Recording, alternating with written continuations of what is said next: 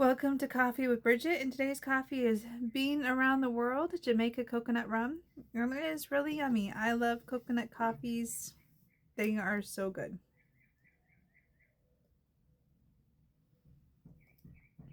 So, the big thing this week has been that my oldest daughter hasn't wanted to go to school. She's doing that again. And I know I've talked about it before, and I was like, okay, I'm going to take her to the doctors and, see if it's her GI tract and, whatever's going on, right? So I took her to the doctor, and the doctor basically said, I think she's crying wolf. He subtly said it. He said, we'll take it seriously, but we need to monitor it. And he's like, but nothing here indicates that she's actually got a problem. So, I told her, you're just going to have to go to school with a sick tummy. I'll give you some Pepto. And, if you feel sick, have the school nurse call me. But usually she goes, but the school nurse doesn't really want me to go home. So apparently she's gone to the nurse before, and the nurse has been like, you're fine, go back to class. So that's the thing. It's 7 is a hard age. I remember in my school experience, it was in 2nd grade that my friend Julia decided she liked my friend Jenny more. And they became best friends, and I was the third wheel. And that made it to where I was very happy to... There's a weird noise outside, sorry. It made me very happy to move in the 3rd grade because I was like, yeah, I was over my friends at that point. I was ready for something new. And it was a little bit hard to start over, but it was a good thing. So I think, the fact that Michelle knows that she's going to be going to a new school probably next year, it kind of encourages her a little bit, but she's so done with this year, it's not even funny. There's only about 4 weeks left, so she doesn't have much more to do. So I just told her, I'm like, just get through it. I'm like, if you get through it and go to school, I might get you something special like our generation doll, which she's all about. So we'll see what happens with her. It's hard, I mean, the whole thing started when she broke up with her little boyfriend Masad, and so that started the whole downward spiral where she didn't want to go to school. I think because she probably felt special because she had a boyfriend, where most kids don't have boyfriends at 7. And so after they disagreed or whatever and broke up, she took it hard. And that's, kids being kids, but that's funny. And then the youngest is asking all these people to come stay at our house. She has a friend named Bellamy, and she's like, I want Bellamy to stay at my house and come visit. And I'm like, baby, no. Especially a sleepover, no. I was just like, it's cute. It's really cute that she's inviting people. But Shelly did the same thing. So it's just like, you guys need to stop inviting people and start cleaning up your rooms. And that's what I tell them. Like, when you clean up your room, then you can have people over. But not until you clean up your room. And so their rooms are a mess. So no people over.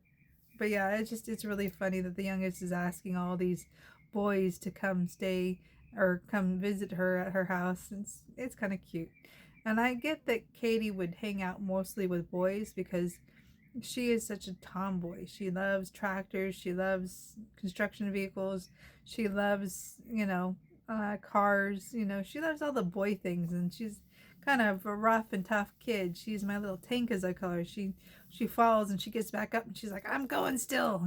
She's my little toughie. But it's really funny because, yeah, Bellamy's mom was like, I heard, and she's just like, she smiled and we both smiled and we're like, yeah, no. But that is how it goes with kids. Katie is kind of cute because she had her first kiss on a playground not too long ago. Little boy was like, and she thought about it, and I said, oh, he wants to kiss you. Oh my goodness. And she's like, she thought about it and she gave him a kiss. So my youngest was like 2 when she first got her kiss. It was, she's 4 now, but it was really funny. Um, Kids and emulating parents, and it's gonna happen when the real dating happens. It's gonna be really interesting. That will be really interesting because I have such a different perspective on dating. I'm like I told my nephew, I'm like, try on different hats. Don't, settle. Don't just go with the first person who's into you. Try on different hats. Every relationship's like a different hat. Some fit you and some don't. You know. Um, I did re-download the dating app, and I was like, okay, I'm not gonna let a couple bad apples scare me away from the dating apps. I did end the conversation with the guy up north. He was just a little weird. Um, so, yeah, there are so many different people out there in the world, and they're so different. Like, it's really interesting. But, you know, it's interesting having conversations on there, meeting new people. I don't know if I'm going to go on any more dates quite yet. I think I learned my lessons. Like, you need to talk to them for a while before you go out on a date with them. You know, rushing into it was definitely not the wisest idea. And I can't wait to tell my therapist about it because I think she's going to laugh at me. But yeah, it's been interesting. And Monday was a crazy day. I missed my therapy appointment on Monday and I had to reschedule it for Thursday. Because 1, I'm not used to doing therapy on Monday. And 2, Monday was a hard day. That was a difficult day to get through. It's just, when the kids go with their dad for a weekend, I almost need a day afterwards to kind of like resettle them and get them into the groove and get them back to normal. So Mondays after, they go with their dad is a little hard. But yeah, I mean, there's not much to say right now. There's just, just really isn't, mostly the kids is what's happened this week. And that's good. My focus is on the kids. And one of the things about even thinking about seeing other people is I don't want a whole bunch of people in my kids' lives. So, like, even if I do date, it'll have to be very, very, very, very serious before I will introduce my kids to whoever I'm dating. Yeah, that's a serious trust thing, and I don't want a whole bunch of people coming in and out of my kids' lives. I was listening to someone talk about an ex and how their kid got attached to the ex, and it's like, that's gonna happen, and that's gonna be hard,